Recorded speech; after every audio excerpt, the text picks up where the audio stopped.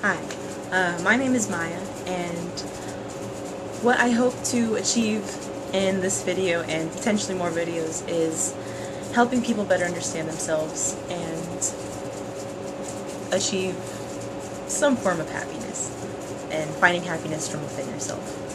So I think all of that starts with self-acceptance. I don't think anyone can ever be happy until they accept who they are as people. So a lot of people say all you have to do is love yourself, but no one says how to do that. What I plan to do is share personal experiences or personal perspectives on that, of how I feel I've come to accept who I was and love who I am, and give you something to think about and apply it to your own life, and take in other perspectives and decide what's most helpful you to get there for yourself. Disclaimer, I am not a psychiatrist, I am not a doctor. I do not claim that any of my words or advice are anywhere exchangeable with that. For those struggling with mental illness or depression and anxiety, I will say first and foremost, it's important to talk to a doctor and see what your options are. Medication, psychiatry, or therapy.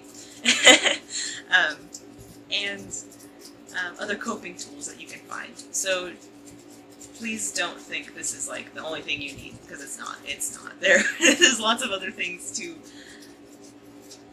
apply to your life. This is just one more thing that I hope can act as a tool to get you there. And also with that, if you are struggling with depression or anxiety or suicidal thoughts, it gets better. And I know that's not what you want to hear, because it doesn't feel like it does sometimes, but as someone who's personally experienced those things, I have seen a lot of moments in my life where I've realized why I'm here, why I'm still here. And I've hit a lot of points in my life where I thought, I don't want to be here. I want to give up. I want to curl up in a ball and just be sad.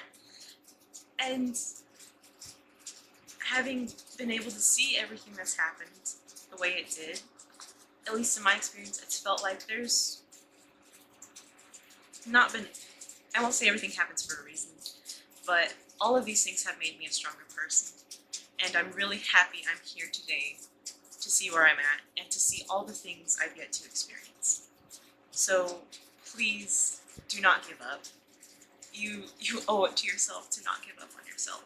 You owe it to yourself to keep living, because it is possible to have a life that you're happy in and that you enjoy and that you see and experience really beautiful things. So please, if you are struggling, do not give up. I know it's not what you want to hear. You just want to hear other things.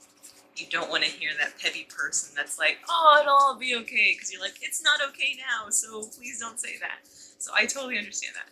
But you're not alone. There are crisis text lines which help a lot if you're having an anxiety attack, a panic attack, or are feeling triggered or having issues with thoughts of suicide. There's call lines. I mean, there's lots of resources out there. Talk to people in your life. Don't hide away. Don't be scared of it. Once you understand your mental illness, it's not as scary. It'll get better. Self-acceptance. So I personally think there's kind of three things to it: past, present, future, which it's like a Christmas story, but anyway. So your past. Who have you been? Have you been an okay person? Have you been what you feel is a good person? Have you been a pretty crappy person? What do you think? In my experience, I was a pretty awful human being. I thought I would look better if I talked bad about people. That I'd feel better if I talked bad about people. I thought that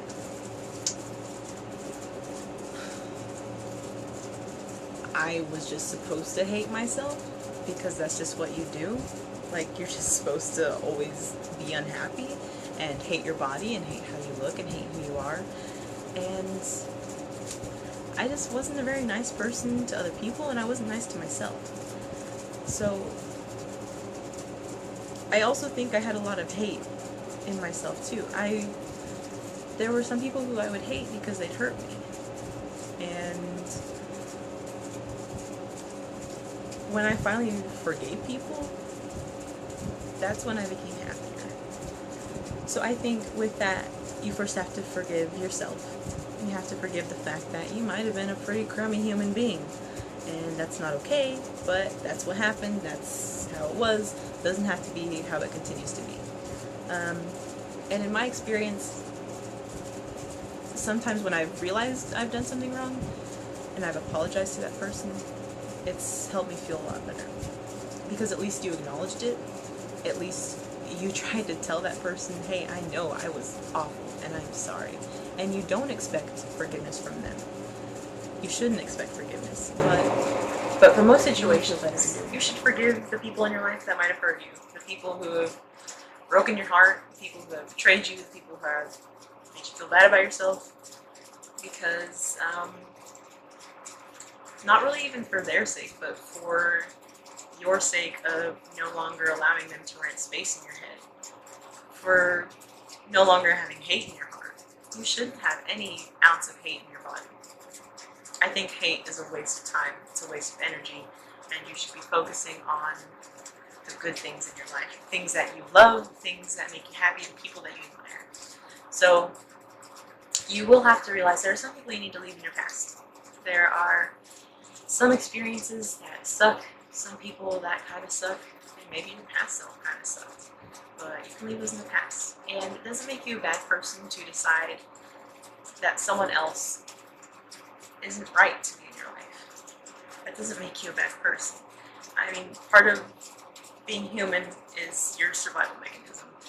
And in survival, you have to understand when someone's just slowly killing you as opposed to helping you grow mentally and emotionally. So understand that might be something you need to do, something that just has to happen. And that can be hard, but you'll feel better. It'll be a burden off of you. It'll be just this weight out of you to no longer have hate in you and to no longer have people in your life who aren't positive contributions. Looking at who you are now, you have to think, am I a positive contribution to other people's lives? Do I help people feel good? Or do I bring them down?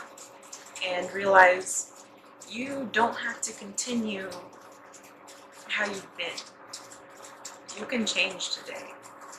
And you don't have to do these big, tremendous changes where now you're this super happy, super peppy person.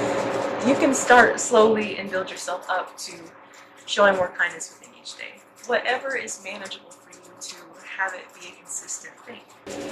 I think you really have to take an objective perspective to who you are. You have to look at yourself from an unbiased point of view and acknowledge your faults and also acknowledge your feats. Not like your feats, like on your body, like your things you've accomplished. But understand the things that you have done well. What are the things about you that are kind of cool, that you enjoy doing, that are unique to you?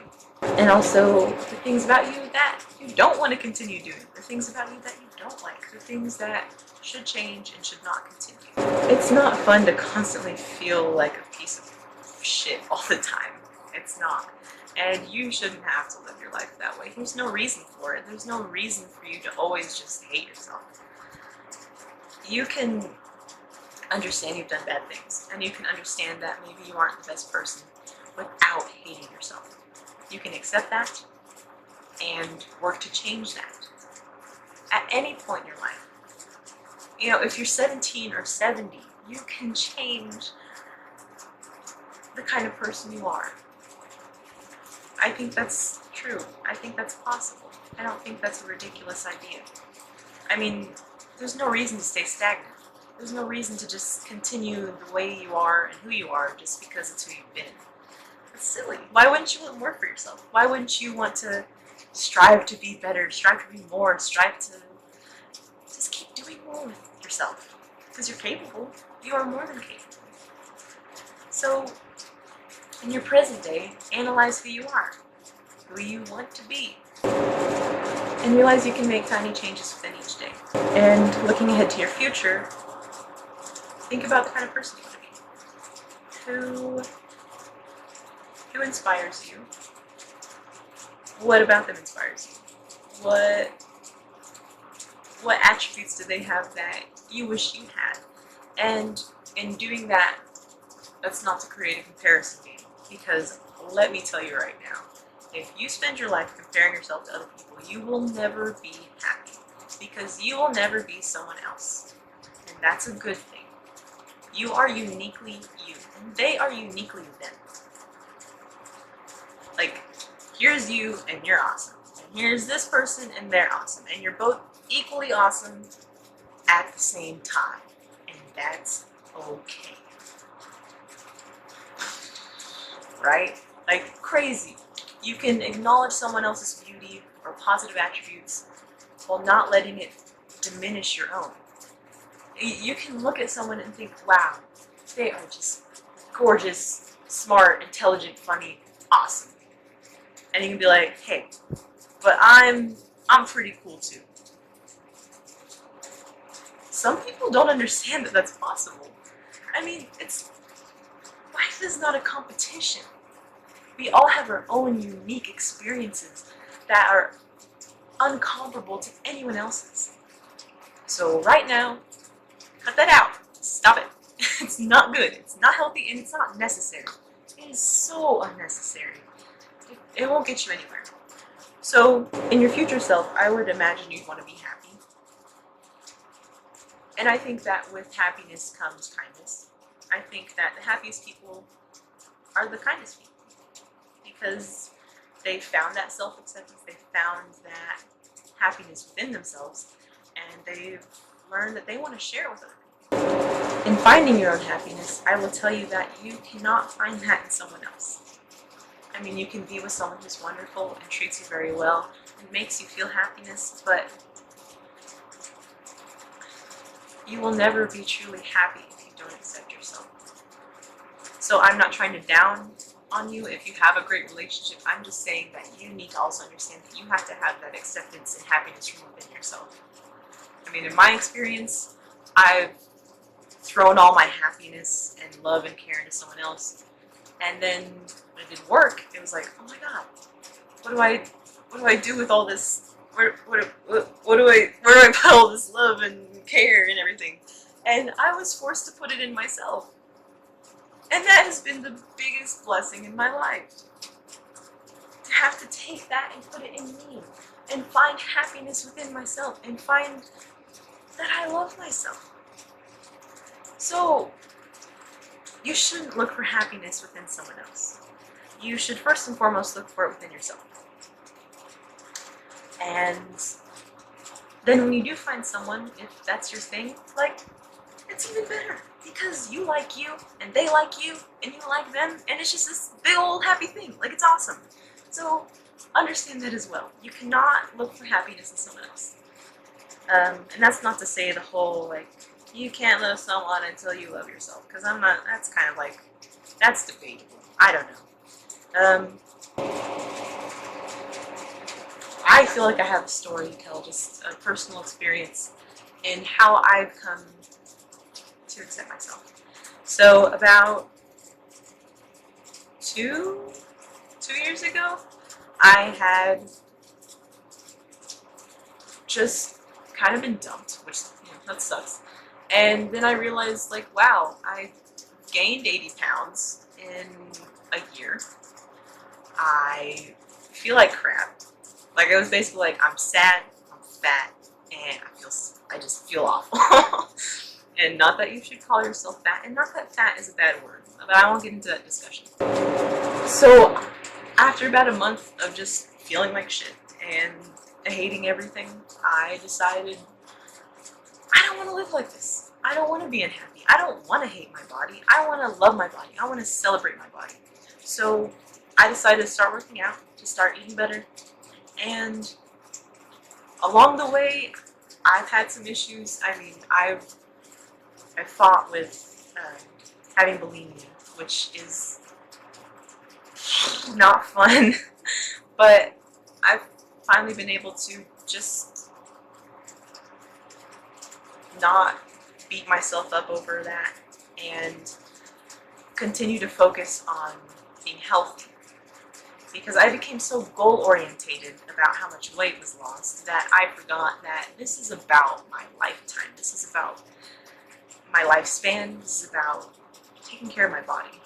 So I finally have focused more on how I feel and taking care of myself instead of that number. Because for a long time I was very focused on reaching a certain number. And that is a good representation of progress, but it's not everything. It's about how you feel. It's about how you view yourself. And I have definitely changed how I view myself a lot. And I'm not at the perfect body weight. I still have a ways to go, but that's okay because there's no deadline for this. I don't have to look a certain way by a certain day or be a certain weight by a certain day. I just have to experience the journey of it and enjoy the journey of it and continue. That's all I have to do right now. So if you're on one of those journeys as well, I understand you. And it's not easy. It takes time. It takes commitment, but it's totally possible. I mean, some people are so surprised how people can commit to a healthier lifestyle. And it's not hard. It's just consistency. It's just doing your thing. And in my experience, it's been, occasionally you just have to let yourself have some ice cream because you want some ice cream. Because you're human. Because who doesn't want a freaking ice cream cone now and then? You can't be so focused that you turn it into this big diet. And oh, once I'm done with this diet and once I meet this goal, then I can stop and I'll be happy. I mean, that's cool, I guess, but it should be more about your health. It should be more about how you feel. So in my experience, what I've done is just figure out how to make it a lifestyle that I enjoy. Actually looking forward to exercising, which I know. 2 years ago, if I had told myself you will like running, I would have said, you are being ridiculous, and I'm really hurt that you would even say that right now. That would have hurt me to be told that I like to run, or that I will enjoy eating vegetables. It's possible. You just have to learn what works for you, what you enjoy. So at this point, I'm happy. Because at the beginning of everything, I accepted how I looked. I looked in the mirror and it's hard. Look up and down, see all those red stretch marks, all those lumps and bumps and rolls, and you're like, but this is me. This is uniquely me. That's cool. I have this body that is capable of so much. I have this body that can run, that can exercise, that can craft things. And I also had to not make it all about vanity as much as capability. So what personally helped me was just acknowledging where I currently was and what I wanted to see. And in the meantime, not calling myself a fat sack of crap because I don't look how I want to look.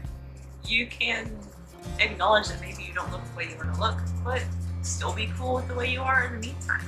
I think that's the only way you'll ever be happy. If I didn't accept who I was at the beginning of this, I would still feel like a fat sack of crap. So if you're on a fitness journey, if you're looking to get to a healthy weight or exercise a certain amount of days or whatever it is, be sure you're doing it for your health, for your mental health and physical health, and not about vanity as much as it is about taking care of your body and your mind. So with that, I've talked a really long time. I hope this has helped a little bit understand, and I hope to continue publishing videos in the future about different aspects about this personal journey. So thank you for watching. I appreciate it, and I hope you have a lovely